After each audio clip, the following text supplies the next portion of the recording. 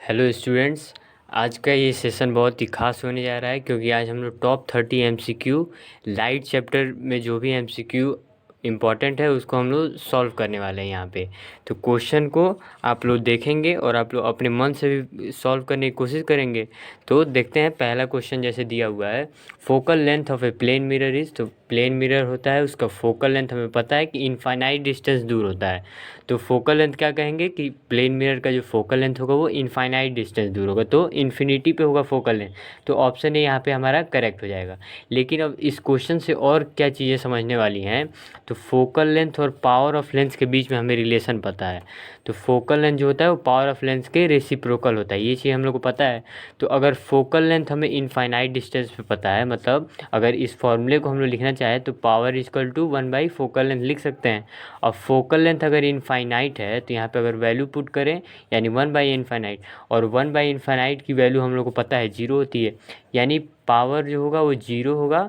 और 0 पावर किसका होगा, तो प्लेन मिरर का होगा। ये भी इम्पॉर्टेंट लाइन है, ध्यान देंगे। ये एक क्वेश्चन से दो क्वेश्चन हमारे यहाँ पे हो गया कि पहले तो फोकल लेंथ इनफाइनाइट होगा, केवल प्लेन मिरर के लिए बात कर रहे हैं।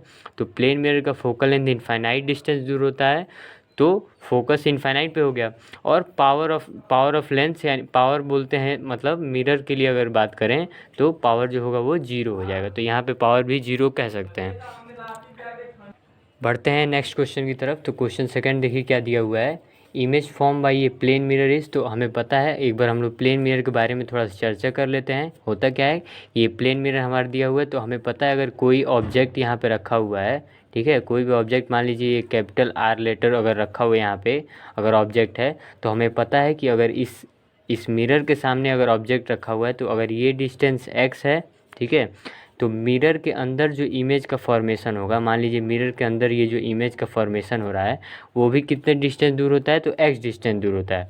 और होता क्या है कि जो इमेज का फॉर्मेशन होगा वो बस उल्टा हो जाता है। जैसे ये आर अगर लेटर लिखा हुआ है तो इसमें जो इमेज जो बनेगा मिरर के अंदर, जो इमेज का फॉर्मेशन होगा वो उल्टा हो जाएगा। इस फेनोमेना को क्या बोलते हैं, लेटरली इन्वर्टेड फेनोमेना बोलते हैं इसको, ये चीज़ें। और हमें ये चीज़ें पता है कि जो ये प्लेन मिरर में जो इमेज का फॉर्मेशन हो रहा है वो कैसा होता है, तो वर्चुअल होता है, virtual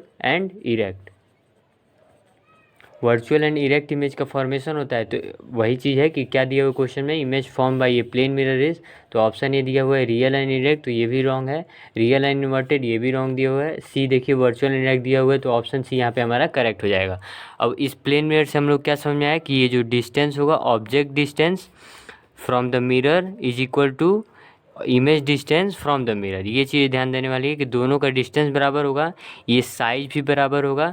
size of image is equal to size of object. तो यही चीज़ ध्यान देने वाली है कि एक क्वेश्चन से हम लोग कितना ज़्यादा क्वेश्चन समझ सकते हैं, इन चीज़ों को हम लोग क्लियर करते हुए चलेंगे। और लेटरली इन्वर्टेड फिनोमेना किसको कहेंगे कि अगर मान लीजिए ये आर अगर कैपिटल लेटर लिखा हुआ है, तो अगर ये साइड मानते हैं, अगर ये आर जो लिखा हुआ है ये साइड माने, तो इमेज का जो फॉर्मेशन हो रहा है अगर ये लेफ़्ट साइड इस फिगर का माने, तो अगर इमेज जो बना हुआ है उसके अगर बात करें तो ये कौन सा साइड हो जाएगा, राइट साइड। तो लेफ़्ट वाला जो है वो राइट हो जाता है और राइट वाला जो होगा वो लेफ़्ट हो जाएगा, राइट वाला लेफ़्ट साइड हो जाएगा। मतलब इसका जो राइट साइड होगा वो इसका लेफ़्ट साइड। मतलब कहने का मतलब ये है कि ऑब्जेक्ट का जो लेफ़्ट होगा, ऑब्जेक्ट ये है, ऑब्जेक्ट का लेफ़्ट जो होगा वो राइट हो जाएगा, किसका, तो इमेज का राइट हो जाएगा। और अगर राइट बोलें तो ऑब्जेक्ट का अगर राइट बोलें तो लेफ़्ट किसका हो जाएगा, इमेज का हो जाएगा। तो मतलब क्या हो रहा है कि पोजीशन तो वही चीज़ है, पोजीशन सेम जगह पे, लेकिन इमेज का जो फॉर्मेशन होगा वो उल्टा हो जाएगा। जैसे इसके एग्जांपल के लिए, जैसे आप लोग अपने शीशे में अगर आप लोग अपना चेहरा देखें या फिर अपने हाथ देखें तो क्या होगा, वो लेटरली इन्वर्टेड फिनोमेना कहा जाएगा। अगर आपको हाथ को अपने मूवमेंट करा रहे हैं वहाँ पे, तो वो लेटरली इन्वर्टेड केस होगा। अब ज़्यादा डिटेल में नहीं जाएंगे, बस क्वेश्चन ये है कि हाँ वर्चुअल एंड इरेक्ट इमेज का फॉर्मेशन होता है। क्वेश्चन थर्ड देखिए दिया हुआ है, ए concave mirror gives real inverted and small image, small size image if the object is placed है। देखिए कॉनकेव मिरर के बारे में बोल रहा है, तो कॉनकेव मिरर हमें पता है कि ऐसा कुछ कॉनकेव मिरर हमारा होगा, कॉनकेव मिरर।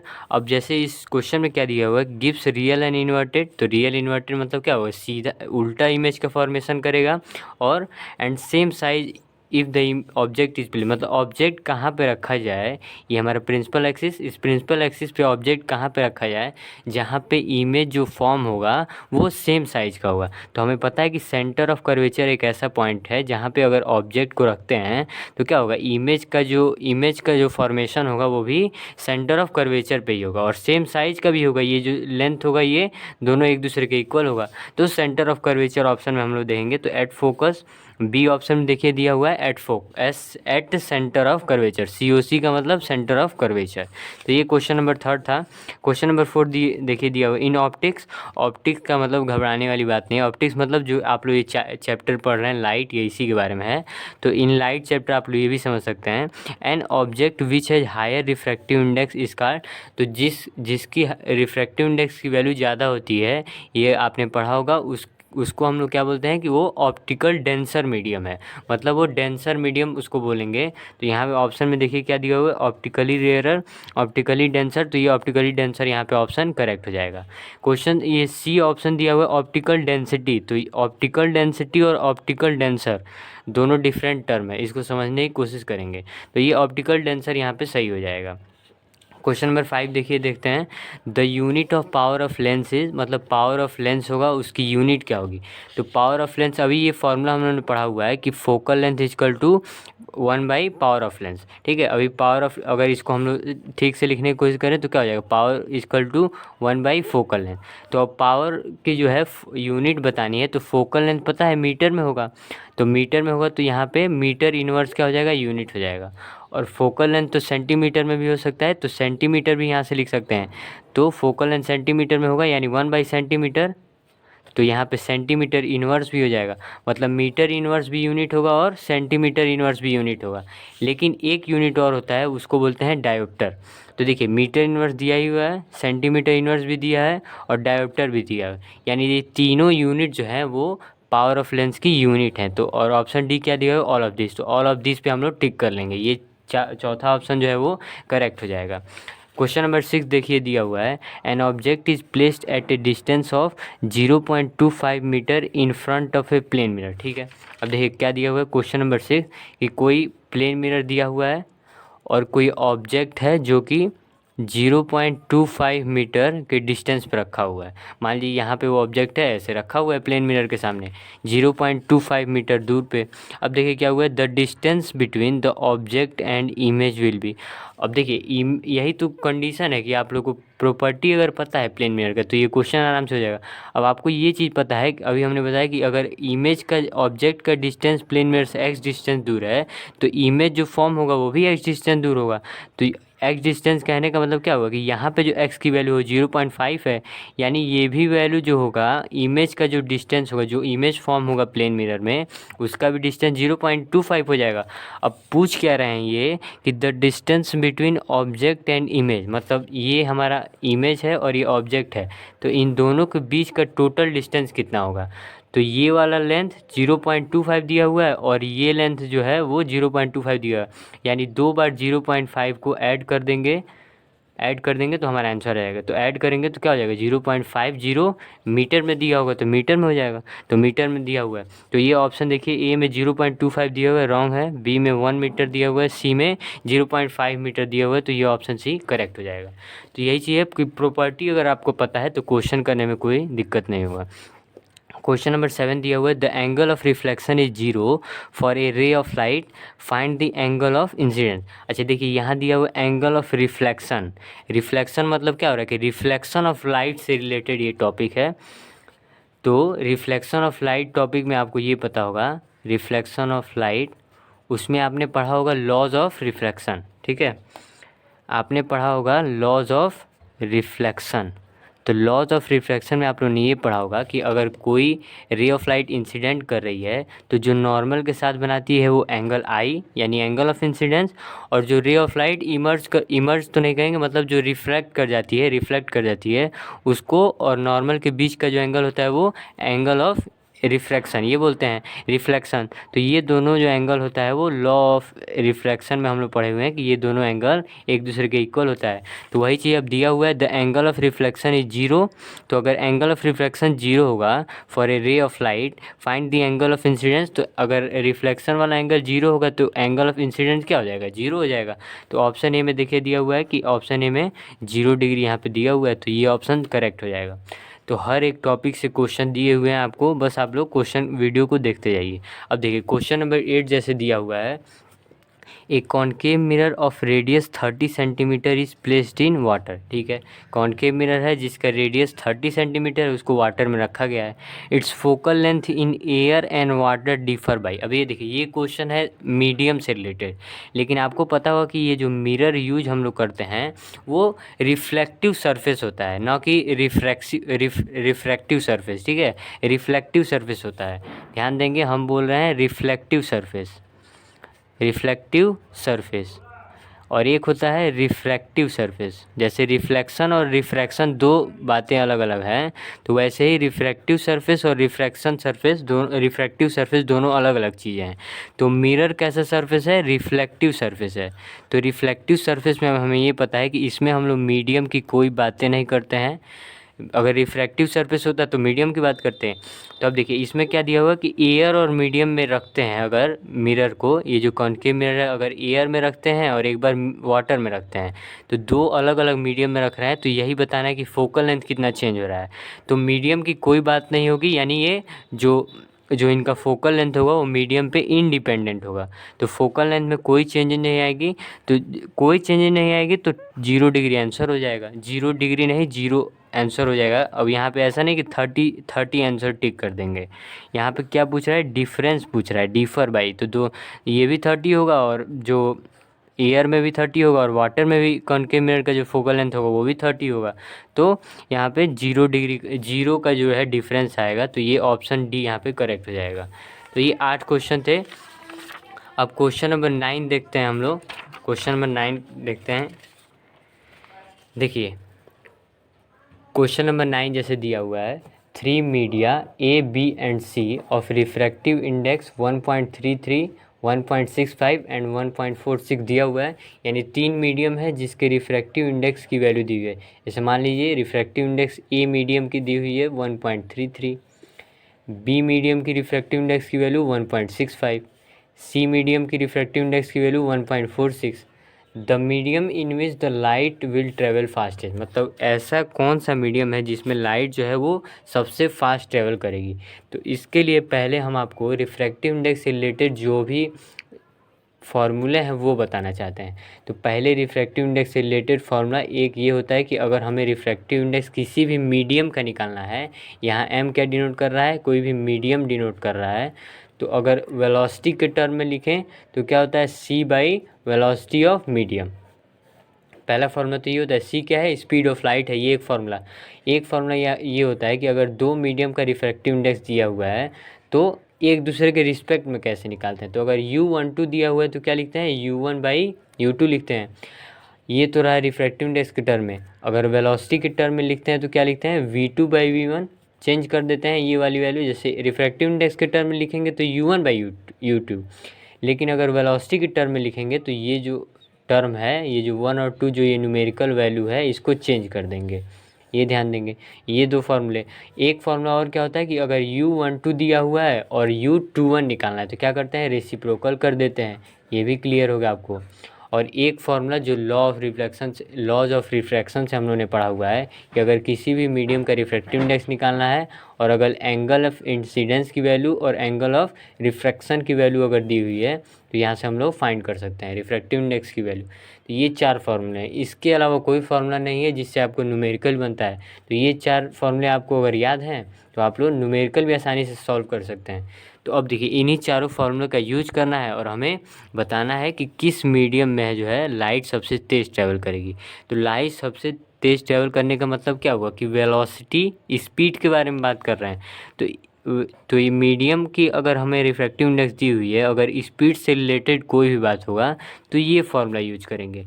अच्छा, एक चीज़ यहाँ पे ध्यान दें कि ये जो सी दिया हुआ है ये स्पीड ऑफ लाइट है, हमेशा कांस्टेंट होगा।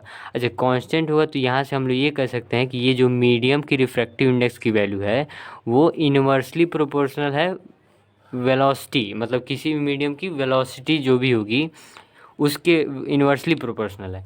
इसका मतलब क्या है कि जिसका रिफ्रैक्टिव इंडेक्स की वैल्यू ज़्यादा होगी उसमें वेलोसिटी जो है वो कम होगी, ये चीज़ कहने का मतलब है। तो हमें ये देखना है कि किस मीडियम में जो है लाइट फास्ट ट्रेवल कर रही है, यानी वेलोसिटी की वैल्यू सबसे ज़्यादा किस मीडियम में है। अगर वेलोसिटी की वैल्यू सबसे ज़्यादा जिस मीडियम में होगी उस मीडियम में इस रिफ्रैक्टिव इंडेक्स की वैल्यू सबसे कम होगी। यानी इन तीनों मीडियम में देखेंगे कि किस मीडियम में सबसे कम रिफ्रैक्टिव इंडेक्स की वैल्यू है, उस मीडियम में सबसे तेज़ स्पीड ऑफ लाइट, मतलब उस मीडियम में सबसे तेज़ स्पीड हो जाएगी। तो देखिए ए मीडियम में दिया हुआ 1.33, इसमें 1.65, इसमें 1.46, तो सबसे ज़्यादा सबसे कम वैल्यू रिफ्रैक्टिव इंडेक्स की तो ये है 1.33। इसका मतलब क्या है कि वेलोसिटी इस मीडियम में ज़्यादा होगी, यानी वेलोसिटी ए मीडियम में जो है सबसे तेज़ ट्रैवल करेगी लाइट जो भी होगी, लाइट की जो स्पीड होगी वो ए मीडियम में सबसे तेज़ ट्रैवल करेगी। तो यहाँ पे ऑप्शन ए देखिए दिया हुआ ए, तो ऑप्शन ए यहाँ पे करेक्ट हो जाएगा। ये समझाने का क्वेश्चन था, एक इंपॉर्टेंट क्वेश्चन है, ऐसे क्वेश्चन आने की प्रोबेबिलिटी बहुत ही ज़्यादा है। अब देखिए क्वेश्चन 10 देखिए दिया हुआ है, figure shows a ray of light as it travels from medium A to B. मतलब ये देखिए यहाँ पे जो है मीडियम चेंज किया हुआ है। जैसे हम लोग क्या करते हैं, हम लोग क्वेश्चन पढ़ते हैं तो हमको लगता है कि ये मीडियम ए है ऊपर वाला मीडियम और यहाँ मीडियम बी होगा, तो ऐसे क्वेश्चन भी चेंज हो सकता है। तो यहाँ देखिए दिया हुआ है ये मीडियम ए यहाँ दिया हुआ है और मीडियम बी ऊपर दिया हुआ है। तो अब देखिए क्या लिखा है कि a figure shows a ray of light as it travels from medium A to medium B. मतलब ये रे ऑफ लाइट मीडियम ए से मीडियम बी में ट्रेवल कर रही है। अब refractive index of medium B बताना है रिलेटिव टू मीडियम ए। अच्छा, इसका मतलब क्या है कि refractive index of medium B relative to A, मतलब ये हमें बताना है। तो अगर हम लोग इस फॉर्मूले से देखें तो इसका मतलब क्या है, रिफ्रैक्टिव इंडेक्स ऑफ बी अपन रिफ्रैक्टिव इंडेक्स ऑफ ए, ये हम लोग लिख सकते हैं, ये चीज़ है। अच्छा, अभी देखिए यहाँ पे एंगल दिया हुआ है, कोई मीडियम का रिफ्रैक्टिव इंडेक्स दोनों वैल्यू दी नहीं है जिससे हम लोग सॉल्व कर सकते हैं। तो एक चीज़ हमें पता है कि अगर हम लोग लॉ ऑफ रिफ्लेक्शन पढ़े हैं तो मान लीजिए अगर इसकी जो मीडियम की वैल्यू है U2 है और इसकी U1 है, तो अगर हम लोग यहाँ पे लॉ ऑफ रिफ्लेक्शन को लगाएं तो क्या हो जाएगा, U1 into sine 60 is equal to U2 into क्या हो जाएगा, मीडियम बी के लिए हम लोग मान लेते हैं यहाँ पे एंगल पता करना पड़ेगा।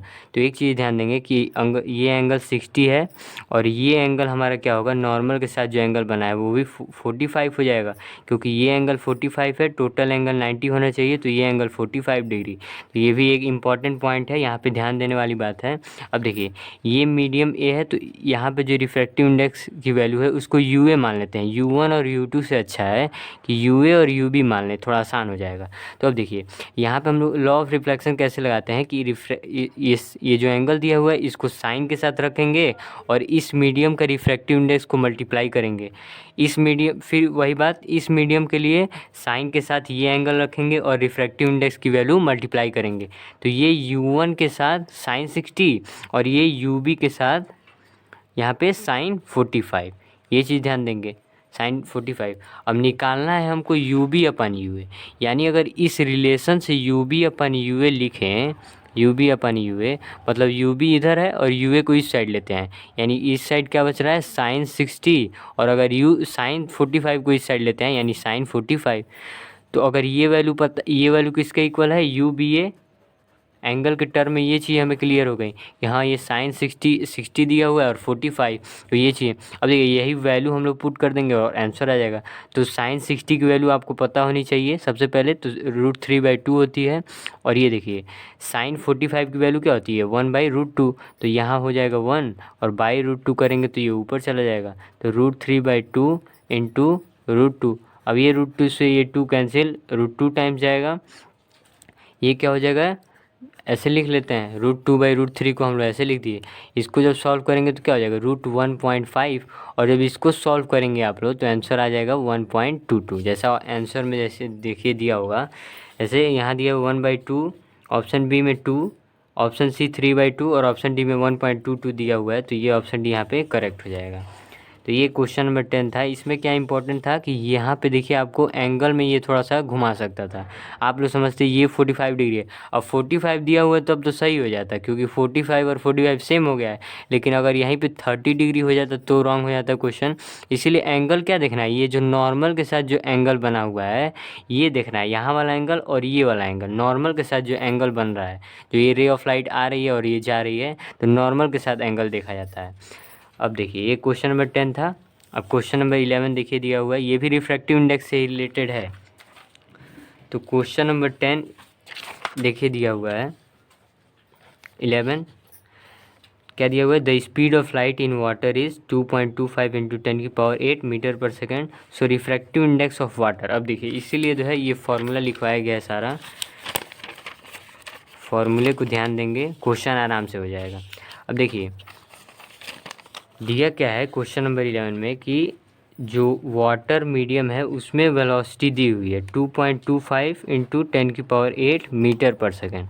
अब हमको क्या निकालना है, रिफ्रैक्टिव इंडेक्स ऑफ वाटर निकालना है, इसकी वैल्यू को फाइंड करना है।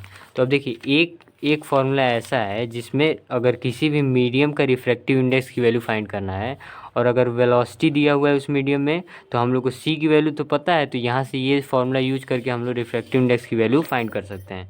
तो यू डब्ल्यू को लिख सकते हैं C/V/W, क्योंकि यहाँ पे मीडियम क्या है, वाटर है।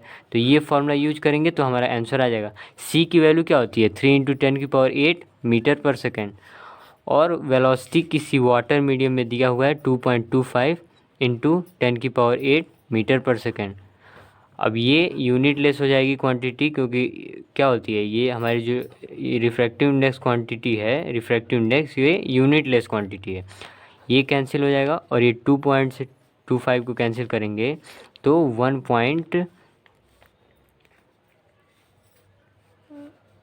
इसको जो है 3/225 कर लेते हैं, 300 ये हो जाएगा। फिर ये 9 टाइम्स, ये 12 टाइम्स, ये 3 टाइम्स और ये 4 टाइम्स, तो इसकी वैल्यू आ जाएगी 4/3, आंसर हो जाएगा। अब देखिए ऑप्शन में देखते हैं क्वेश्चन नंबर 11, तो पॉइंट में दिया हुआ है तो इसको पॉइंट में सॉल्व कर लेते हैं, तो ये हो जाएगा 1.33 ऑप्शन ये देखिए दिया हुआ है 1.33, तो ये 11 का ऑप्शन यहाँ पे करेक्ट हो जाएगा। तो थोड़ा सा लाइट में प्रॉब्लम हो गया था इसलिए जगह चेंज करना पड़ा। अब देखिए क्वेश्चन नंबर 12 देखिए दिया हुआ है, 11 तक हम लोग सॉल्व कर चुके हैं। क्वेश्चन नंबर 12 दिया हुआ है, रिफ्रैक्टिव इंडेक्स ऑफ ग्लास, मतलब ग्लास की रिफ्रैक्टिव इंडेक्स यानी यू डब्ल्यू जो दिया हुआ ग्लास के दिया हुआ है, तो यू जी जिसकी वैल्यू दी हुई है 1.5 ये चीज़। अब देखिए दिया हुआ and that of water is 1.33, यानी वाटर की जो रिफ्रैक्टिव इंडेक्स की वैल्यू है वो 1.33 दिया हुआ है। अब क्या फाइंड करना है, find refractive index of glass with respect to water, यानी रिफ्रैक्टिव इंडेक्स ऑफ ग्लास निकालना है विथ रिस्पेक्ट टू वाटर।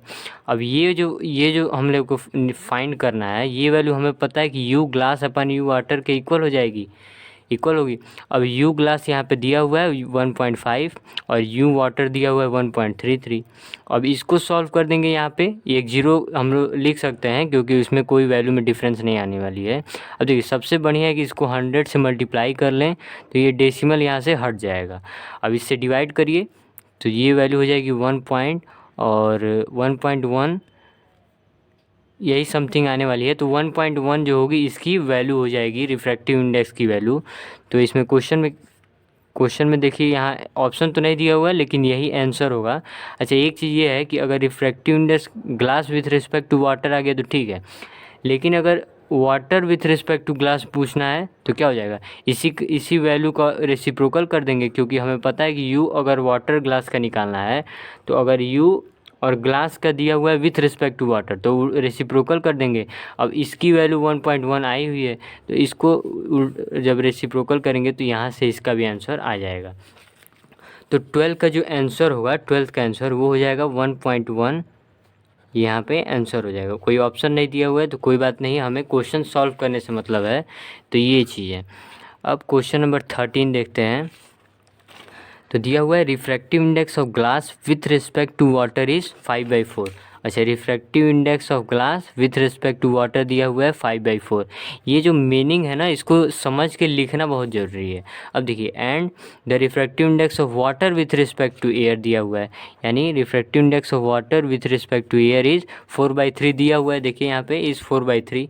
अब क्या फाइंड करना है, what is the refractive index of glass with respect to air, मतलब अब ग्लास का रिफ्रैक्टिव इंडेक्स पता करना है विथ रिस्पेक्ट टू एयर, ये चीज़। अब देखिए, ऐसे क्वेश्चन में हमेशा अगर आप ध्यान देंगे, अगर ये वाले क्वेश्चन अगर आते हैं तो हमेशा आप ध्यान देंगे कि यहाँ पे एक वाटर का टर्म दिया हुआ है और इसमें भी एक वाटर का टर्म दिया हुआ है। ये दोनों टर्म जो है एक दूसरे से कैंसिल हो जाएंगे, तो क्या होगा, एक ग्लास का टर्म बचेगा और एयर का टर्म बचेगा, और यही हम लोग को फाइंड करना है।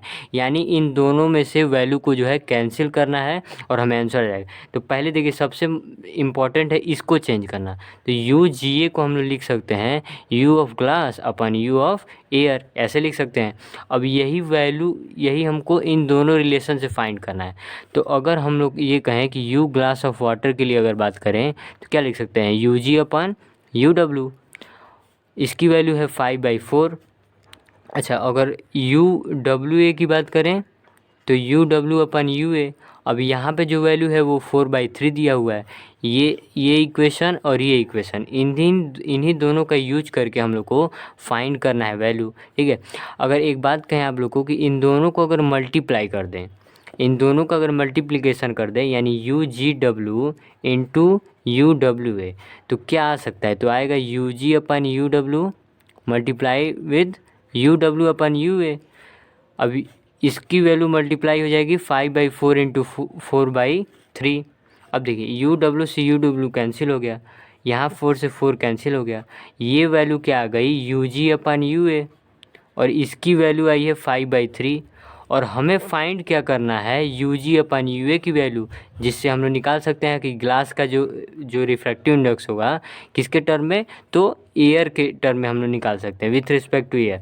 तो ये वैल्यू आ जाएगी UGA के इक्वल, यानी refractive index with respect to glass, किसका, तो ग्लास का अगर निकालते हैं तो 5/3 आंसर हो जाएगा। तो सॉल्व कैसे करना है कि जो भी हमारा जो हमारा न्यूमेरिकल वैल्यू जो दिया होगा उसको अलग अलग ब्रेक करेंगे, फिर हमें फिर हम इस इक्वेशन को एक बार लिखेंगे, देखेंगे कि हमें चाहिए क्या, उस हिसाब से मल्टीप्लाई करेंगे, और या फिर डिवाइड भी कर सकते हैं कि इस क्वेश्चन मल्टीप्लाई करने वाला था तो मल्टीप्लाई किया गया, जिससे UG अपन UA की वैल्यू यहाँ पे आ गई जो इस क्वेश्चन में पूछा गया था। तो ये जो है इसका आंसर आया है 5/3। तो आंसर चेक कर लेते हैं। तो देखिए, पहला ही ऑप्शन दिया हुआ है 5/3, तो क्वेश्चन नंबर 13 का आंसर ए यहाँ पे करेक्ट हो जाएगा। ये क्वेश्चन नंबर 13 था। अब क्वेश्चन नंबर 14 देखते हैं। क्वेश्चन नंबर 14 लिखा हुआ, which of the following can make a parallel beam of light when light from a point source is incident on it. ठीक है, इस क्वेश्चन को करने के लिए हमें ये समझना पड़ेगा कि जो नेचर होता है मिरर और लेंस का वो कैसा होता है, ये चीज़ पहले समझेंगे। तो अगर मिरर की बात करें, मिरर और लेंस की बात करें, ठीक है, ये दोनों की अगर बात करें, तो अगर कॉन्केव मिरर हो जाए और कॉन्वेक्स लेंस हो जाए, ठीक है, ये दोनों अगर लेंस, ये कॉन्वेक्स लेंस और कॉन्केव मिरर हो जाए तो ये कन्वर्जिंग नेचर शो करते हैं।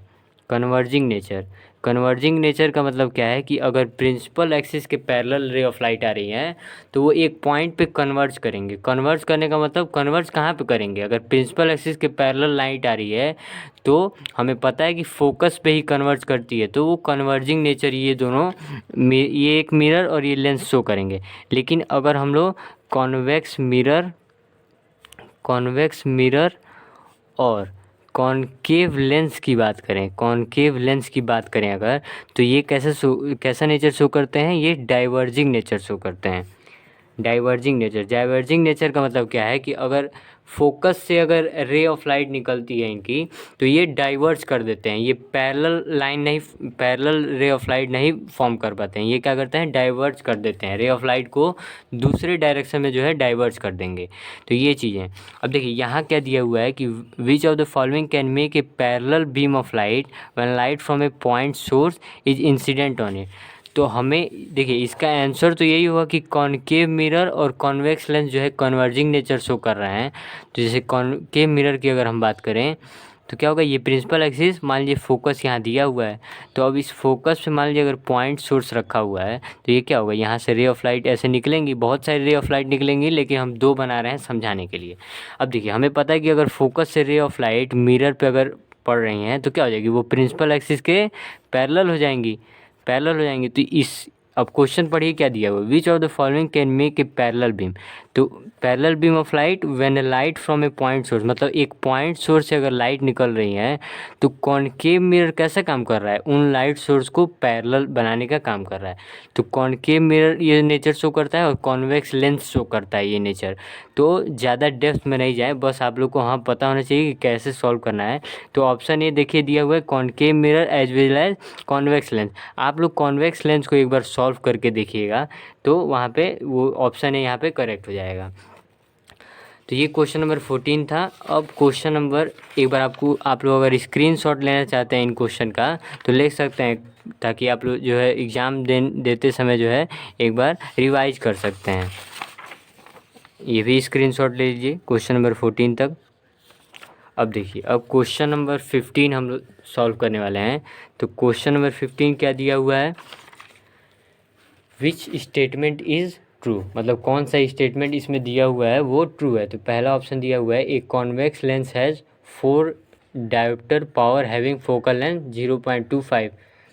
ऑप्शन भी दिया हुआ है, एक कॉन्वेक्स लेंस है -4 dioptre power having focal length. ये मतलब ये सारे ऑप्शन दिए हुए हैं, और अगर ऑप्शन में ये चीज़ देखें तो एक चीज़ कॉमन है और वो है फोकल लेंथ सबका 0.25 मीटर ही दिया हुआ है। तो अब इस क्वेश्चन को सॉल्व करेंगे, क्वेश्चन नंबर 15।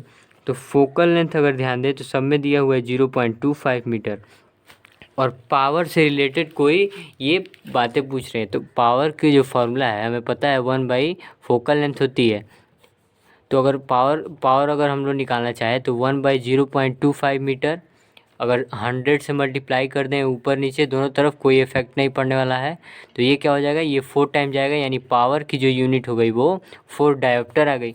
अब देखिए, अब होता क्या है कि एक चीज़ बहुत ही इंपॉर्टेंट लिखना चाहते हैं कि अगर रेडियस ऑफ कर्वेचर r और फोकल लेंथ की बात करें, किसके लिए बात करें, अगर कॉन्वेक्स लेंस की बात करें या फिर मिरर की बात करें, केवल कॉन्वेक्स लेंस या मिरर की बात करें तो हमेशा होता है पॉजिटिव।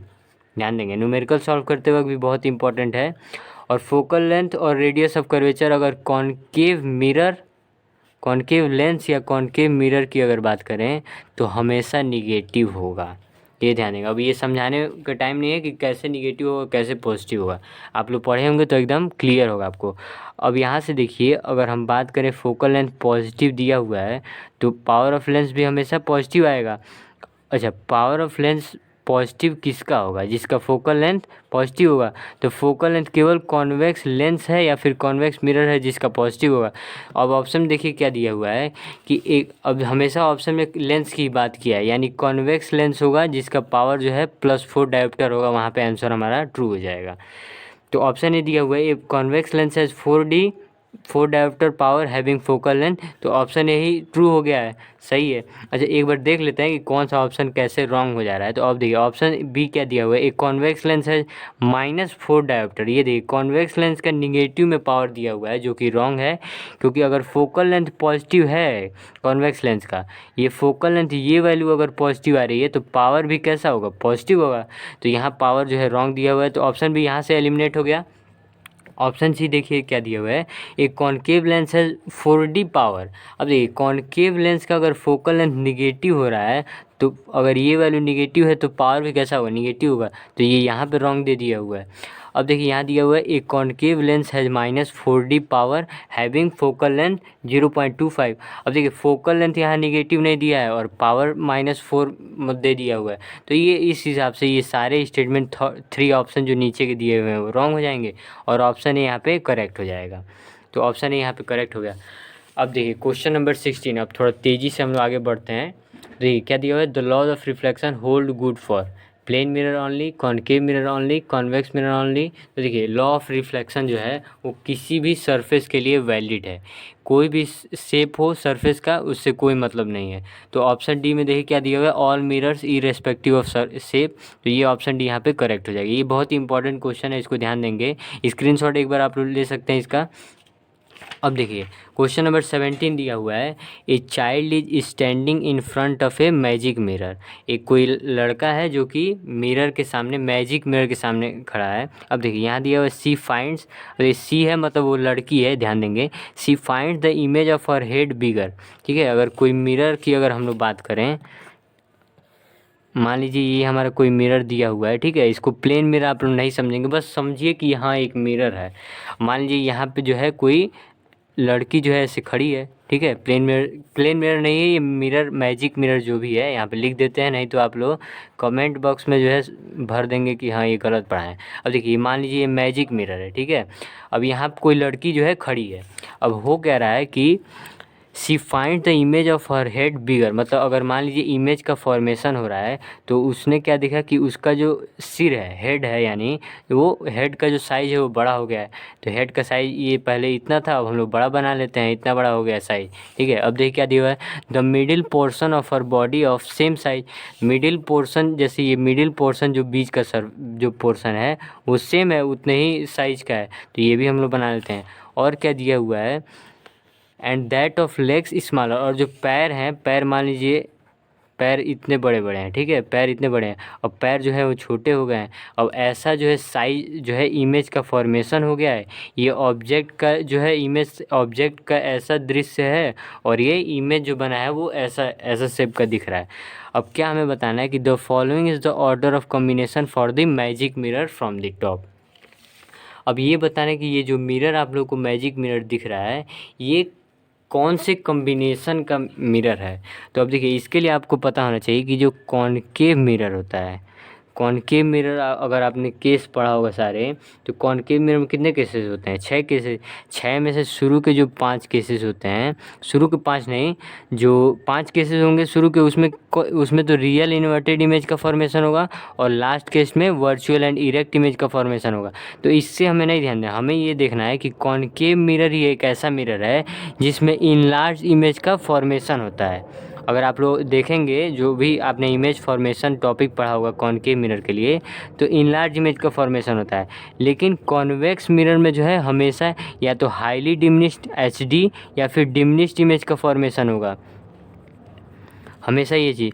और प्लेन मिरर की अगर बात करें तो प्लेन मिरर में क्या होता है, जो ऑब्जेक्ट का जो साइज़ होता है वो सेम साइज़ का होता है, इमेज का साइज़ सेम साइज़ का होता है। अब देखिए इस क्वेश्चन में क्या लिखा होता है कि बीच का जो पोर्शन है वो सेम साइज़ का है।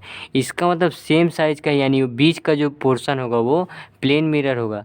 ठीक, यहाँ जो बीच का जो ये पोर्शन होगा इस मिरर का, ये प्लेन मिरर होगा, ठीक है, ये प्लेन मिरर हो गया।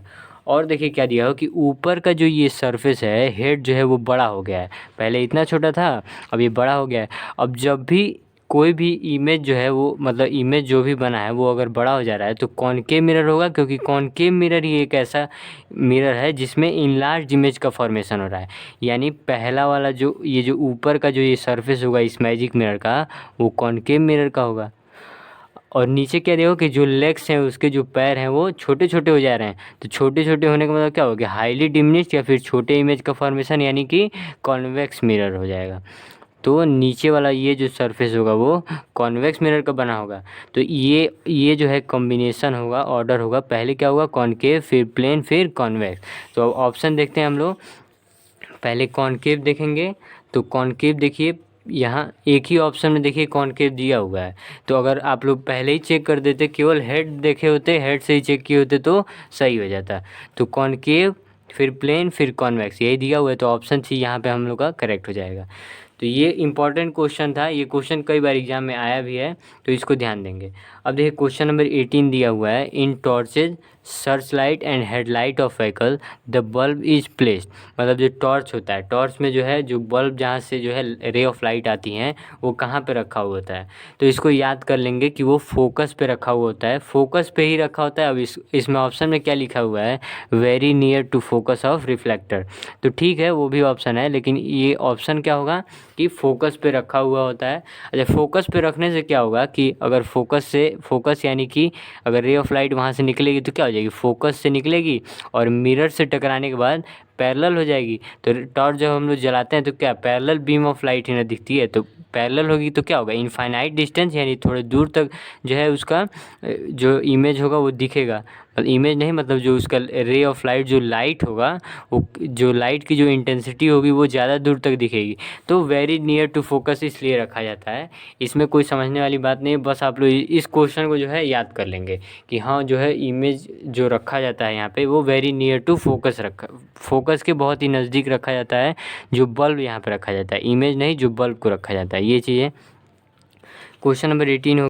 अब देखिए अब क्वेश्चन नंबर 19 में क्या दिया हुआ है, magnification produced by A rear view mirror. अच्छा, रियल व्यू मिरर का मतलब कैसे मिरर का यूज हुआ है, कॉन्वेक्स मिरर का यूज, क्योंकि ये रियर व्यू मिरर कहाँ यूज होता है, व्हीकल में यूज होता है, तो ये वहाँ पे कौन सा मिरर होता है, कॉन्वेक्स मिरर का यूज, कॉन्वेक्स मिरर का यूज होता है। अच्छा, कॉन्वेक्स मिरर की अगर हम लोग बात करें तो एक मिनट रुकेंगे, कॉन्वेक्स मिरर की अगर हम लोग बात करें तो हम लोग को कॉन्वेक्स मिरर में जो है दो केसेस पता है, दो केसेस। अब वो केसेस हम डिस्कस नहीं करने वाले हैं, दो केसेस बस होते हैं, आप लोग ये ध्यान रखेंगे। और दोनों केसेस में जैसे पहले केस में आपको पता हो कि हाईली डिमिनिश्ड इमेज का फॉर्मेशन होता है, हाईली डिमिनिश्ड, और दूसरे केस में डिमिनिश्ड इमेज का फॉर्मेशन होता है। तो एक बात अगर आपसे ये पूछा जाए कि हाईली डिमिनिश्ड और डिमिनिश्ड आखिर किस बात का है, तो क्या है वो हाइट ऑफ, वो जो इमेज का जो हाइट होता है, वो इमेज का हाइट या फिर साइज बोले तो वो इस चीज़ की बात को दर्शा रहा है कि हाँ हाईली डिमिनिश्ड मतलब क्या है कि इमेज का जो साइज है बहुत ही छोटा है, डिमिनिश्ड का मतलब थोड़ा सा, हाईली डिमिनिश्ड से थोड़ा सा बड़ा हो गया साइज। इसका मतलब क्या है कि अगर मैग्नीफिकेशन का फॉर्मूला अगर आप लोगों ने पढ़ा हुआ है तो क्या होता है, हाइट ऑफ इमेज या फिर size of image upon size of object या फिर हाइट ऑफ ऑब्जेक्ट, ये आप लोगों ने पढ़ा है, HI अपॉन HO हम लोग लिखते हैं ये चीज़ें। अब देखिए अगर हाइट ऑफ इमेज अगर छोटा है और हाइट ऑफ ऑब्जेक्ट तो ऑब्वियस बात ही बड़ा होगा, तो ये जब क्वांटिटी HO की वैल्यू जब ज़्यादा होगी तो HI की वैल्यू कम होगी, तो क्या होगा, मैग्नीफिकेशन लेस देन 1 हो जाएगा। यहाँ पे कॉन्वेक्स मिरर में क्या हो जाएगा, मैग्नीफिकेशन हमेशा लेस देन 1 होगा। तो देखिए ऑप्शन में यही अब चेक करना है, magnification produce by A rear view mirror, तो ऑप्शन ए यहाँ पे दिया हुआ है इज लेस देन 1। अब इस क्वेश्चन से क्या क्या समझ में आ गया कि ये रियर व्यू मिरर का यूज कब होता है, जब ये कॉन्वेक्स मिरर होता है, कॉन्वेक्स मिरर का यूज किया जाता है। रियर व्यू मिरर का मतलब जो व्हीकल में मिरर होता है उसकी बात कर रहे हैं, मैग्नीफिकेशन हमेशा लेस देन 1 होगा, ये यहाँ से पता चल गया। तो ये सारी बातें और ये दो केसेस हम लोग को पता चल गया कि हाँ पहले केस में हाईली डिमिनिश्ड इमेज का फॉर्मेशन होता है और सेकंड केस में डिमिनिश्ड इमेज का। तो यही चीज़ है कि एक क्वेश्चन से सारे कॉन्सेप्ट आपको क्लियर हो जा रहे हैं, तो ये ध्यान देंगे। अब हम लोग न्यूमेरिकल की तरफ बढ़ेंगे। न्यूमेरिकल आसान आसान न्यूमेरिकल होंगे, लेकिन आपको जो है सॉल्व करने होंगे आपको। अब देखिए जैसे 20 नंबर जो न्यूमेरिकल करना है, अगर कोई भी न्यूमेरिकल करना है सबसे पहले तो जो इमेज फॉर्मेशन वाला टॉपिक है, लेंस हो या फिर मिरर हो, वो आपको एकदम क्लियर होना चाहिए, तभी जो है क्वेश्चन में आपको समझ में आए कि हाँ किस किस डायरेक्शन को जो है पॉजिटिव में लेना है, मतलब किस क्वांटिटी को पॉजिटिव लेना है और किस क्वांटिटी को निगेटिव लेना है, तभी हमारा जो है न्यूमेरिकल सही भी होगा, नहीं तो गलत हो जाएगा। अब जैसे देखिए क्वेश्चन में 20 दिया हुआ है, if the real image of a candle formed by a lens is 3 times the size of flame, मतलब साइज ऑफ फ्लेम, मान लीजिए पहले जो ऑब्जेक्ट यानी जो ये फ्लेम का जो साइज है, हाइट ऑफ ऑब्जेक्ट मान लीजिए पहले h है, अब क्या दिया हुआ है कि रियल इमेज का फॉर्मेशन हो रहा है, और रियल इमेज का फॉर्मेशन हो रहा है, और अब जो साइज़ है फ्लेम का यानी HI की वैल्यू, हाइट ऑफ इमेज की वैल्यू वो 3 टाइम्स हो गई है, तो h थी पहले तो हम लोग 3h लिख सकते हैं। अब रियल इमेज लिखा है तो इसका मतलब क्या है कि वो रियल इमेज लिखने का मतलब क्या है कि वो यहाँ पे निगेटिव की बात कर रहा है, मतलब HI की वैल्यू जो होगी वो प्रिंसिपल एक्सिस के नीचे होगी, हाइट ऑफ इमेज जो होगा, जो इमेज का फॉर्मेशन हुआ होगा वो अगर रियल इमेज बन रहा है तो इसका मतलब क्या है कि प्रिंसिपल एक्सिस के नीचे होगा, तो इसलिए यहाँ पे निगेटिव लेंगे। इसीलिए कह रहे हैं कि अगर आपने इमेज फॉर्मेशन वाला टॉपिक अगर पढ़ा हुआ है तो यहाँ पर आपको समझ में आ रहा होगा। अब आगे देखिए क्या दिया हुआ है, and the distance between lens and image is 80 centimetre, तो लेंस और इमेज के बीच का डिस्टेंस दिया हुआ है 80 सेंटीमीटर, इसका मतलब क्या है कि ये इमेज डिस्टेंस दिया हुआ है 80 सेंटीमीटर। अब देखिए इमेज का जैसे ये डिस्टेंस दिया हुआ है, ये क्यों हम लोग पॉजिटिव ले रहे हैं, ये भी समझने वाली बात है। तो ध्यान देंगे कि रियल इमेज का फॉर्मेशन जो है वो केवल कॉन्वेक्स लेंस ही करता है। अगर ये लेंस की बात जैसे इस क्वेश्चन में कर रहे हैं तो आपको ये चीज़ ध्यान देनी होगी कि कॉन्वेक्स लेंस ही एक ऐसा लेंस है जिसमें रियल इमेज का फॉर्मेशन होगा, क्योंकि कॉनकेव लेंस में क्या होता है, वर्चुअल एंड इरेक्ट का फॉर्मेशन होता है। तो यहाँ कॉन्वेक्स लेंस हम लोग को समझ में आ गया। और कॉन्वेक्स लेंस में हमें ये पता है कि जो v की जो वैल्यू होगी वो पॉजिटिव लेंगे, जो v की वैल्यू होगी हमेशा पॉजिटिव होगी, क्योंकि कॉन्वेक्स लेंस में जो ऑब्जेक्ट जो जो इमेज का फॉर्मेशन होता है वो हमेशा राइट हैंड साइड होता है, पॉजिटिव एक्स एक्सिस की तरफ होता है, तो पॉजिटिव ले लिए। अब देखिए क्या दिया हुआ है, at what distance should the candle be placed from the lens, यानी u की वैल्यू को फाइंड करना है, यही चीज़ है अब इसमें। अब देखिए, अब इसको हम लोग कैसे सॉल्व करेंगे, तो मैग्नीफिकेशन का फॉर्मूला लेंस में पढ़े हुए हैं। मैग्नीफिकेशन का फॉर्मूला क्या पढ़े हैं, HI/HO, और लेंस के लिए V/U होता है। ध्यान देंगे ये V/U लेंस के लिए होता है। अगर मिरर की बात करते तो यहाँ निगेटिव हो जाता। तो अब इन्हीं चारे क्वांटिटी में से U की वैल्यू फाइंड करना है, तो U की वैल्यू फाइंड करेंगे। अच्छा, U इक्वल टू क्या रख सकते हैं, U इक्वल टू हो जाएगा V/HO/HI। अब V की वैल्यू 80 सेंटीमीटर है तो V रखेंगे, HO की वैल्यू H है ये दिया हुआ है, और ये HI की वैल्यू -3H दिया हुआ है। H से H कैंसिल, माइनस तो चला ही जाएगा, तो ये क्या हो जाएगा -80/3 सेंटीमीटर, क्योंकि U क्या है, डिस्टेंस है जिसको सेंटीमीटर में लेंगे, तो U की वैल्यू आ गई -80/3 सेंटीमीटर। तो ये B20 का देखिए यहाँ 20 का ऑप्शन डी यहाँ पे दिया हुआ है -80/3 सेंटीमीटर। इसलिए कह रहे हैं कि जो इमेज फॉर्मेशन वाला टॉपिक है उसको ध्यान दीजिए, तभी ये HI की वैल्यू कैसे निगेटिव आ गई है ये समझना है। तो एक बार वीडियो को पीछे बैक करेंगे, एक बार और समझ लेंगे अगर नहीं समझ में आ रहा है तो। ये क्वेश्चन नंबर 20 था। अब सेम प्रोसेस पे क्वेश्चन नंबर 21 भी है, तो इसको आप लोग सॉल्व करके आप लोग कमेंट बॉक्स में बताएंगे कि हाँ इसका आंसर जो है, कोई आपको जो है स्क्रीनशॉट ले सकते हैं, और क्वेश्चन नंबर 21 का जो ऑप्शन होगा, ऑप्शन बताना है पूरा। ए ऑप्शन होगा तो 30 centimetre in front of concave mirror, पूरा बताना है, एक ही नहीं कि केवल ए लिख देंगे तो हो जाएगा, पूरा बताना है। अब देखिए क्वेश्चन नंबर 22, क्वेश्चन नंबर 21 आप लोग जो है सॉल्व करके बताइएगा।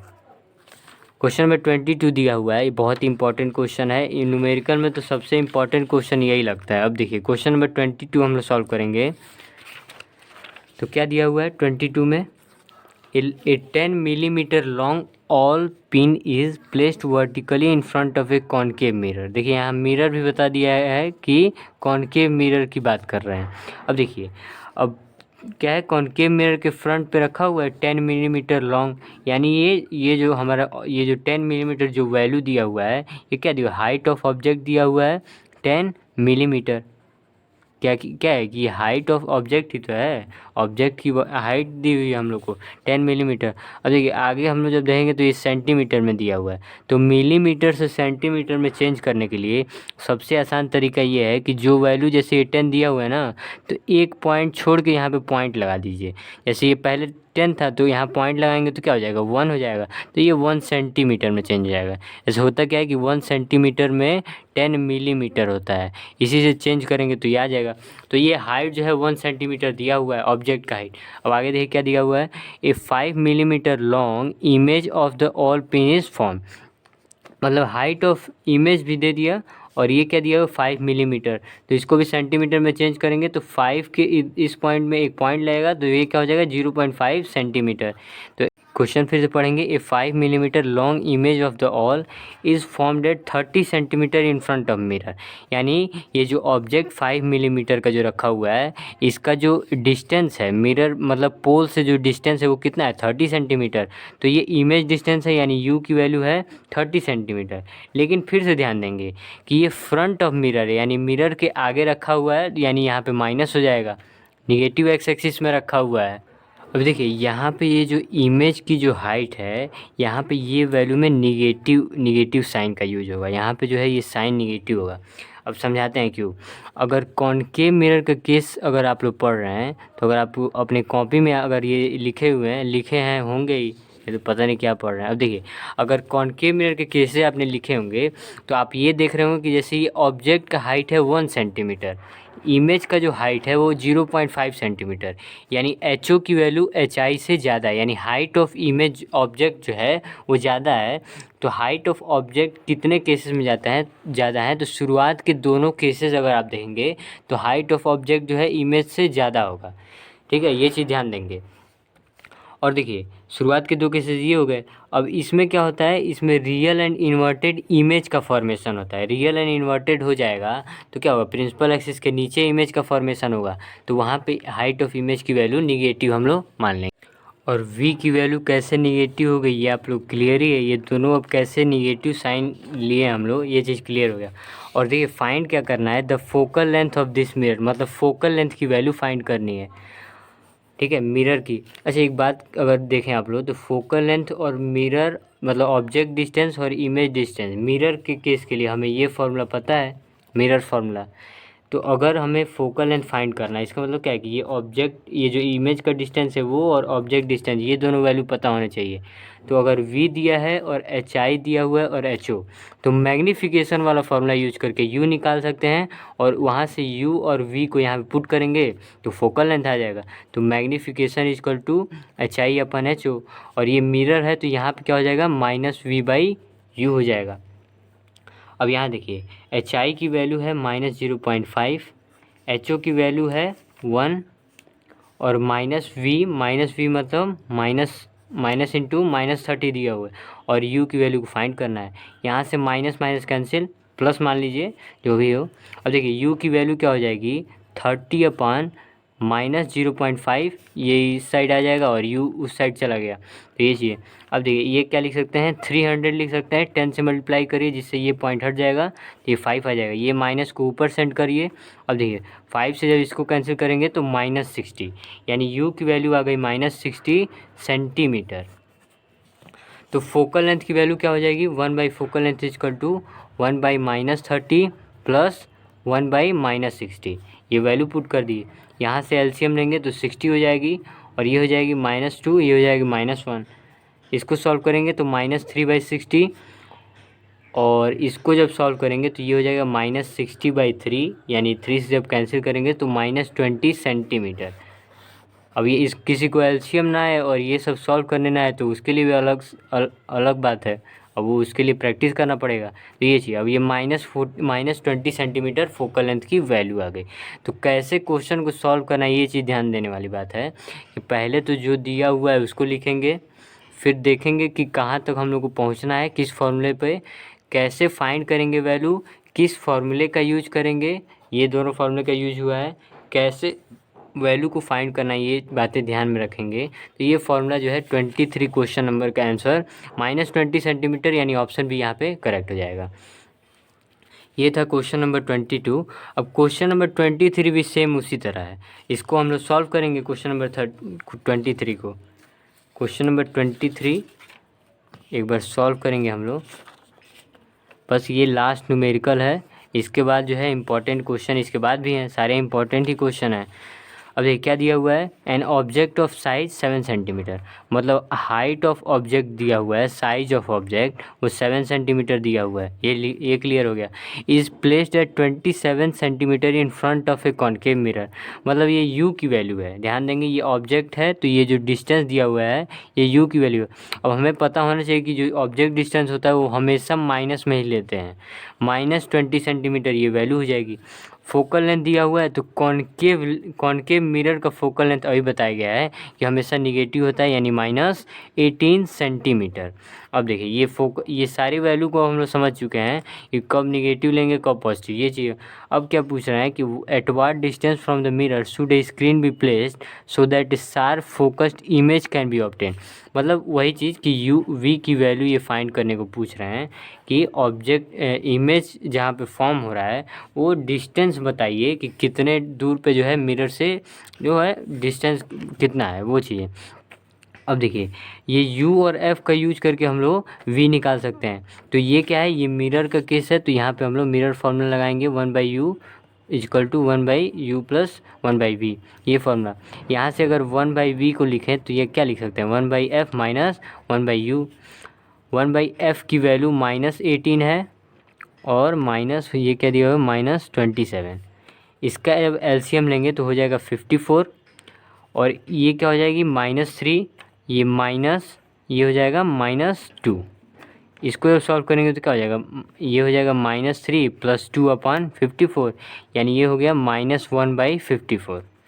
तो फोकल ये वैल्यू किसकी आ रही है, 1 by focal length equal to -1/54। अब कई बच्चे जो है फोकल लेंथ इसी को मान लेते हैं, लेकिन इसको भी तो सॉल्व करना है। तो यहाँ से फोकल लेंथ की वैल्यू ये उस साइड मल्टीप्लाई कर देंगे, तो ये फोकल लेंथ आ जाएगी -54 सेंटीमीटर। फोकल लेंथ नहीं, ये v की वैल्यू आएगी, सॉरी v की वैल्यू है, v हम लोग फाइंड कर रहे हैं, तो v की वैल्यू यहाँ फोकल लेंथ, ये तो फार्मूला हमको देख के तो ये चाहिए, तो ये v की वैल्यू आ गई। अब देखिए क्या निकालना है find the size of image, यानी इमेज का साइज निकालना है। तो इमेज के साइज़ के लिए अगर मैग्नीफिकेशन का फॉर्मूला देखें, यानी HO की वैल्यू दी हुई है और इमेज का साइज यानी HI की वैल्यू भी फाइंड करनी है, HI भी फाइंड करना है। तो देखिए HI को कैसे फाइंड करेंगे, HI/HO ये फार्मूला जानते हैं, और मिरर का फार्मूला -V/U ये भी हम लोग जानते हैं, ये दो फार्मूले जानते हैं। अब V भी दिया है और U दिया हुआ है, V यहाँ पे हम लोग फाइंड कर चुके हैं और U यहाँ क्वेश्चन में दिया हुआ है। तो V और U का यूज करके मैग्नीफिकेशन फाइंड कर लिया जाए, और उस मैग्नीफिकेशन की वैल्यू को इस HO की वैल्यू के साथ मल्टीप्लाई कर देंगे तो HI की वैल्यू फाइंड हो जाएगी। कहने का मतलब है कि हम दो फार्मूला लिख रहे हैं, ऐसे ये भी हम लोग लिख सकते हैं एक फार्मूला, और एक फार्मूला लिख सकते हैं M=HI/HO, दो फार्मूला। तो मैं ये कहना चाहता हूँ कि अगर V और U की वैल्यू पता है हम लोग को, तो मैग्नीफिकेशन फाइंड कर लिया जाए, और उस मैग्नीफिकेशन की वैल्यू इसमें पुट करके HO की वैल्यू दी हुई है तो HI निकाल लिया जाए। तो अब वही चीज़ करेंगे, तो M की वैल्यू माइनस, और ये V की वैल्यू दी हुई है -54 अपॉन U की वैल्यू है -27। तो ये मान लीजिए ये -2 आ गया मैग्नीफिकेशन, ठीक है, मैग्नीफिकेशन की वैल्यू -2। अब वही मैग्नीफिकेशन की वैल्यू यहाँ पर रखेंगे, तो -2 = HI/HO की वैल्यू दी हुई है 7, तो HI की वैल्यू क्या हो जाएगी, -2 × 7, यानी HI की वैल्यू हो गई -14 सेंटीमीटर। यानी जो साइज़ है इमेज का वो 14 सेंटीमीटर है। और ये माइनस साइन क्या ये शो कर रहा है कि अगर HI की वैल्यू निगेटिव आ रही है, इसका मतलब क्या है कि जो इमेज जो फॉर्म हुआ है वो प्रिंसिपल एक्सिस के नीचे है, तभी ना हम लोग नीचे के लिए निगेटिव लिख रहे हैं। इसका मतलब नीचे फॉर्म हो रहा है, इसका मतलब क्या है कि रियल इमेज का फॉर्मेशन होगा और इन्वर्टेड होगा। तो ये नेचर भी पता चल गया, ये नेचर है और ये साइज़ पता चल गया। तो अब देखिए ऑप्शन में क्या दिया हुआ है, 14 सेंटीमीटर तो आया हुआ है, और रियल एंड इन्वर्टेड, तो ऑप्शन ए करेक्ट हो जाएगा। यहाँ देखिए दिया हुआ 7 सेंटीमीटर एंड इन्वर्टेड, ये रॉन्ग हो जाएगा। 3.5 सेंटीमीटर एंड इरेक्ट, ये भी रॉन्ग हो गया। 14 सेंटीमीटर एंड इरेक्ट, ये भी रॉन्ग हो गया। तो ऑप्शन ए यहाँ पे करेक्ट हो जाएगा, ये हम लोगों ने चेक कर दिया है। तो ये क्वेश्चन नंबर 23 था। क्वेश्चन नंबर 24 देखिए क्या दिया हुआ है, find the focal length of a convex mirror whose radius of curvature is 32 centimetre. ठीक है, ये चीज़ें हैं। तो अब देखिए रेडियस ऑफ कर्वेचर दिया हुआ है 32 सेंटीमीटर, फोकल लेंथ फाइंड करना है। तो फोकल लेंथ इक्वल टू हमें पता है रेडियस अपॉन 2 फार्मूला होता है, ये चीज़ आप लोगों ने पढ़ा होगा। तो रेडियस ऑफ कर्वेचर ये वैल्यू रखेंगे तो ये आ जाएगा 16 सेंटीमीटर फोकल लेंथ। अब इस क्वेश्चन को लाने का मकसद ये था कि फोकल लेंथ और रेडियस ऑफ कर्वेचर के बीच में जो हम लोगों ने पढ़ा हुआ है कि साइन कैसे लेंगे, तो देखिए ऑप्शन में दिया हुआ -16 सेंटीमीटर भी दिया है और 16 सेंटीमीटर भी दिया है। लेकिन कॉन्वेक्स मिरर होता है तो हमें पता है कि फोकल लेंथ और रेडियस ऑफ कर्वेचर पॉजिटिव होगा, तो इसीलिए 16 सेंटीमीटर। अब होता क्या है कि अगर यही क्वेश्चन में कॉनकेव मिरर अगर लिखा होता तो आप लोग इसी तरह सॉल्व करते, और क्वेश्चन में जो है 16 सेंटीमीटर ऑप्शन में दिया हुआ है तो टिक करके आगे बढ़ जाते। लेकिन ये चीज़ अपने मन से यूज करना है कि रेडियस ऑफ कर्वेचर अगर कॉनकेव लेंस दिया है या फिर कॉनकेव मिरर दिया हुआ है तो वहाँ पे निगेटिव वैल्यू होगा। तो निगेटिव अगर ये यहाँ पे वैल्यू हो जाएगा निगेटिव, तो ये -16 हो जाएगा। तो -16 कब होगा, जब कॉनकेव लेंस या कॉनकेव मिरर होगा। अभी कॉन्वेक्स मिरर है तो 16 सेंटीमीटर यहाँ पे टिक कर देंगे। तो ये क्वेश्चन नंबर 24 भी यहाँ तक कंप्लीट होता है। अब क्वेश्चन नंबर 25 देखिए क्या दिया हुआ है, name the mirror that can give an erect and enlarge image of an object. अभी हमने पढ़ाया हुआ है कि कॉनकेव मिरर एक ऐसा मिरर है जो इनलार्ज इमेज का फॉर्मेशन करता है, इनलार्ज इमेज का। कॉन्वेक्स मिरर क्यों नहीं करता है, क्योंकि वो हाईली डिमिनिश्ड या फिर डिमिनिश्ड इमेज का फॉर्मेशन करता है, ये चीज़ ध्यान देंगे। और प्लेन मिरर तो सेम साइज का इमेज का फॉर्मेशन करता है। तो अगर इनलार्ज इमेज का फॉर्मेशन कर रहा है यानी कि साइज जो है वो बड़ा कर दे रहा है। तो कॉनकेव मिरर ऑप्शन में देखिए ऑप्शन सी दिया हुआ है, तो ऑप्शन सी यहाँ पे करेक्ट हो जाएगा। तो ये 25 क्वेश्चन नंबर था। अब 26 क्या दिया हुआ है, magnification produced by a lens has a negative value the image will be. तो मैग्नीफिकेशन अगर निगेटिव है, एक चीज़ अगर ध्यान देंगे, मैग्नीफिकेशन निगेटिव है तो रियल एंड इन्वर्टेड इमेज का फॉर्मेशन होगा, चाहे वो लेंस हो या फिर मिरर हो। अगर मैग्नीफिकेशन पॉजिटिव है तो वर्चुअल एंड इरेक्ट इमेज का फॉर्मेशन होगा। ये दोनों चीज़ ध्यान देंगे। इसका मतलब क्या है कि अगर हमको कोई पूछ रहा है कि m की वैल्यू -5 दिया हुआ है, तो इसका मतलब हम लोग नेचर ये बता सकते हैं कि अगर ये निगेटिव वैल्यू है यानी रियल एंड इन्वर्टेड इमेज का फॉर्मेशन होगा m की वैल्यू को ही देखकर। अगर m की वैल्यू वही कोई पूछ दे +3 है, तो ये कह सकते हैं कि वर्चुअल एंड इरेक्ट इमेज का फॉर्मेशन होगा। तो निगेटिव वैल्यू क्या शो कर रहा है कि रियल एंड इन्वर्टेड इमेज का फॉर्मेशन होगा, यानी the image will be real and inverted. यहाँ ऑप्शन डी दिया हुआ है, तो ये चीज़ ध्यान देंगे, ये भी एक इम्पॉर्टेंट क्वेश्चन है। फिर क्या दिया हुआ है, magnifying power of a concave lens is. तो कॉनकेव लेंस की अगर बात करें, कॉनकेव लेंस, तो कॉनकेव लेंस में कितने केसेस होते हैं, 2 केसेस। जैसे कॉन्वेक्स मिरर में 2 केस होता है, वैसे ही कॉनकेव लेंस में 2 केस होता है। और इन दोनों केस में, ये पहले केस में हाईली डिमिनिश्ड इमेज का फॉर्मेशन, दूसरे केस में केवल डिमिनिश्ड इमेज का फॉर्मेशन। तो अगर HI की वैल्यू छोटी हो गई, जैसे यहाँ पे हम लोगों ने एक क्वेश्चन ऐसा किया हुआ है, सेम वही चीज़ है कि अगर HI की वैल्यू अगर छोटी हो गई HO से, तो मैग्नीफिकेशन क्या हो जाएगा, मैग्नीफिकेशन HI/HO, यानी HO की वैल्यू बड़ी हो गई, यानी मैग्नीफिकेशन <1 आएगा हमेशा। ये वैल्यू बड़ी हो गई तो जब डिवाइड करेंगे तो हमेशा 1 आएगा, तो <1 ऑलवेज यहाँ पे ऑप्शन बी इसका भी करेक्ट हो जाएगा। ये क्वेश्चन नंबर 27 था। ये दिया हुआ है, why do we prefer convex mirror as a rear view mirror in vehicle. अभी रियर व्यू मिरर का हम लोग ने जिक्र किया था पिछले क्वेश्चन में, कुछ क्वेश्चन पहले। तो उसमें क्या था कि कॉन्वेक्स मिरर का यूज करते हैं, उसमें उस व्हीकल में कौन सा मिरर यूज होता है, तो कॉन्वेक्स मिरर। तो कॉन्वेक्स मिरर का यूज क्यों होता है कि मान लीजिए व्हीकल है, हम लोग देखना चाह रहे हैं कि पीछे जो गाड़ी आ जा रही है वो कितने दूरी पे है, ये चीज़ हम लोग देखना चाह रहे हैं। तो अगर पीछे हम लोग ज़्यादा दूर तक देख पाए तो वो हमारे लिए फ़ायदा होगा। तो कॉन्वेक्स मिरर यही काम करता है कि जो रेंज होता है वो मिरर के रेंज को बढ़ा देता है, जिससे हम लोग ज़्यादा दूर के ऑब्जेक्ट को भी देख सकते हैं। तो देखिए ऑप्शन में दिया हुआ है यहाँ पे option B, they give wider range of view. तो ऑप्शन बी यहाँ पे करेक्ट हो जाएगा, क्योंकि कॉन्वेक्स मिरर क्या करते हैं कि वाइडर रेंज जो है क्रिएट करते हैं, मिरर होगा वहाँ पे उसका रेंज जो है थोड़ा बड़ा कर देते हैं, जिससे ऑब्जेक्ट जो दूर पे भी है उसको भी हम लोग आसानी से देख सकते हैं। तो ये चीज़ है। ये क्वेश्चन नंबर 28 था। क्वेश्चन नंबर 29 देखिए क्या दिया हुआ है। क्वेश्चन नंबर 29 दिया हुआ है, 1 मिनट। क्वेश्चन नंबर 29 दिया हुआ है कि rays from sun converges at a point 15 centimetre in front of a concave mirror. मतलब मान लीजिए अगर ये हमारा कॉनकेव मिरर है, तो सन से अगर रेज आ रही है, इसका मतलब क्या है कि इन्फिनिटी से रेज आ रही हैं, तो इन्फिनिटी से पैरेलल ले जाती हैं, और कह रहा है कि converges at a point 15 centimetre from a concave mirror. तो कन्वर्ज किस पॉइंट पे करती हैं, तो हमें पता है फोकस पे ही कन्वर्ज करेंगी। तो दिया हुआ है कि फोकस का ये जो लेंथ है मिरर से वो 15 सेंटीमीटर है, यानी ये जो लेंथ है वो क्या है, फोकल लेंथ दिया हुआ है।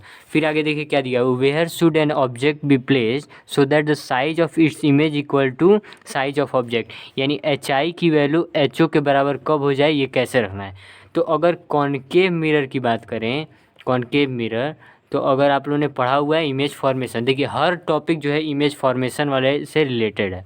तो उसमें अगर थर्ड केस आप लोग देखेंगे, तो ऑब्जेक्ट जो है अगर सेंटर ऑफ कर्वेचर पे रखते हैं, सेंटर ऑफ कर्वेचर पे, तो जो इमेज का फॉर्मेशन होता है वो भी सेम साइज का होता है, और सेंटर ऑफ कर्वेचर पे ही इमेज का फॉर्मेशन होता है। तो ये चीज़ अब क्या लिखा हुआ है कि where should an object be place so that the size of its image equal to, तो सेंटर ऑफ कर्वेचर पे रखेंगे जिससे साइज जो है एक दूसरे के इक्वल आ जाए।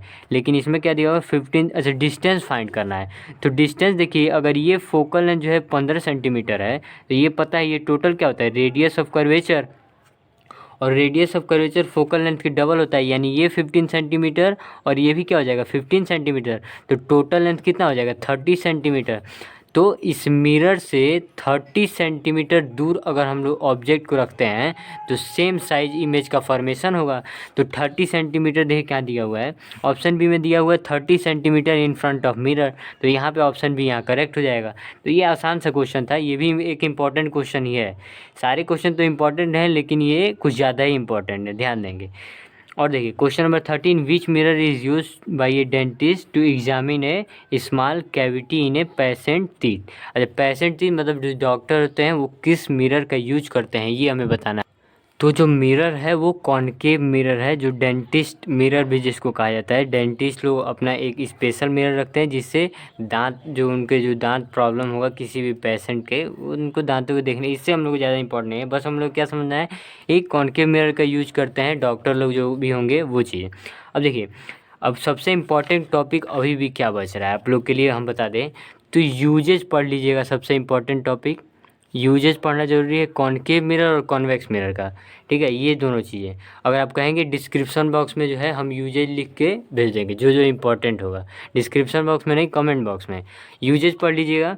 मैग्नीफिकेशन से रिलेटेड जो भी प्रॉब्लम है, मैग्नीफिकेशन से रिलेटेड उन चीज़ों पे खास कर ध्यान दीजिएगा। जैसे हमने मैग्नीफिकेशन का ये जो चीज़ें बता रहा था कि निगेटिव होगा तो रियल एंड इन्वर्टेड होगा, ये सब चीज़ें ज़्यादा ध्यान देने वाली बात है। ये चीज़ें हो गई। अब ये 2-3 इम्पॉर्टेंट टॉपिक था, और कोई इम्पॉर्टेंट नहीं, और सब तो आप लोगों ने क्वेश्चन कर ही लिया है। स्क्रीनशॉट लेना चाहते हैं तो ले सकते हैं। और क्वेश्चन नंबर 21 जो मैं बताया था उसको ज़रूर आप लोग जो है सॉल्व करके बताएंगे कमेंट बॉक्स में, तुरंत बताएंगे वीडियो देखने के बाद कि हाँ क्वेश्चन नंबर 21 देखिए यहाँ दिया हुआ है, इसको सॉल्व करके सबको बताना है। और थैंक यू। पेपर आराम से दीजिए, कोई दिक्कत वाली बात नहीं है, आराम से पेपर दिए, पैनिक नहीं होना है, पेपर को अच्छे से दे कर आना है। और कमेंट बॉक्स में आप लोग लिखेंगे कि हाँ पेपर देने के बाद आप लोग का कितना जो है सही हो रहा है, कितना गलत हो रहा है, और कितने क्वेश्चन इस पेपर में से आ रहे हैं, ठीक है। Thank you.